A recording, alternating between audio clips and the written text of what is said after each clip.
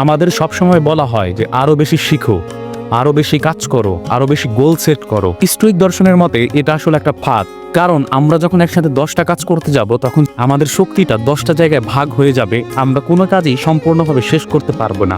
ধরুন একজন ব্যক্তি যে ফিট হতে চায়, সে 3টা জিমে ভর্তি হলো, 10-12টা ওয়ার্কআউট নিল এবং 20-25 জন ইনফ্লুয়েন্সারকে ফলো করা শুরু করলো যারা জিমের ব্যাপারে টিপস দেয়, কিন্তু দেখা যাবে শেষ পর্যন্ত সে আসলে ফিট হতে পারলো না।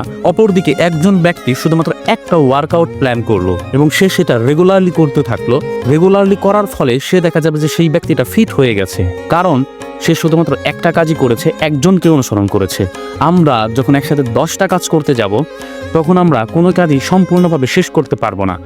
স্টোইক দর্শনের মতে আমাদের খুব বেশি কাজে মনোযোগ দেওয়া যাবে না, আমাদের শুধুমাত্র একটা কাজে এবং একটা গোলের দিকেই লক্ষ্য রেখে এগিয়ে যেতে হবে। কারণ 10টা কাজ অর্ধেক অর্ধেক করার থেকে একটা কাজ পুরোপুরি শেষ করা বেশি গুরুত্বপূর্ণ।